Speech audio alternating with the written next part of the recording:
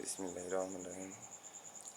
আমি আজকে আপনাদের সামনে ছোট কিছু কথা বলতে আপনাদের সামনে আসছি।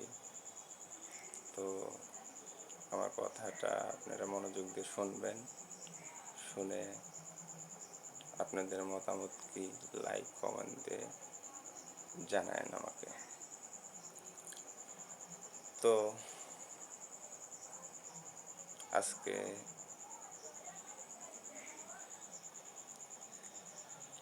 শুক্রবার, জুম্মা মুবারক। তো এতদিন জুম্মার নামাজে গেছি, সব মসজিদেই গেছি, নামাজে যাই। তো আজকে যে বিষয়টা লক্ষ্য করলাম, আমরা যে নামাজটা পড়ি সে নামাজটা জুম্মার দিনে সবাই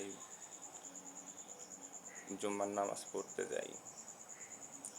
তো আমার কথাটা হচ্ছে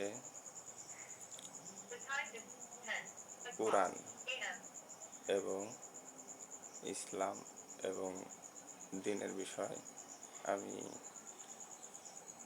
মসজিদের ইমামদের একটা কথা জিজ্ঞাসা করতে চাই। সেটা হচ্ছে, আমরা যারা নামাজে যাই তাদেরকে বলতে হয় আমরা জুমার একটা দিন, হজের দিন নামাজ পড়তে যাই। সেটা হুজুরদেরকে বলতে চাই, আপনাদের নামাজে আপনাদের কাছে আমরা যাই, তো আমাদেরকে ভালো কিছু শোনার বা ভালো কিছু আমল করার জন্য নামাজে যাই। তো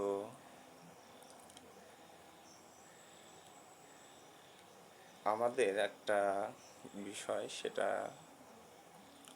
আমরা মসজিদে কোন জন্য যাই এটা হুজুরদের বুঝিয়ে দেওয়া উচিত।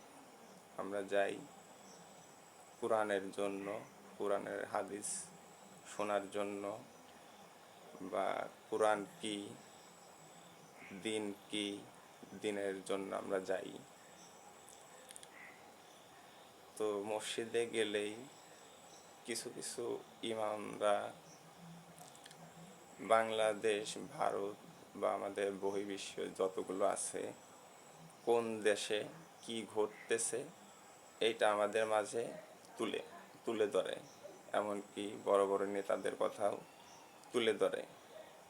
তো আমরা নামাজে যাই এই জন্য, মরার পরে আমাদের কি হবে, কি আমাদের কপালে আল্লাহ রাখছে, আমরা ওই দিনের জন্য আশা করে নামাজে যাই বা নামাজ আদায় করি।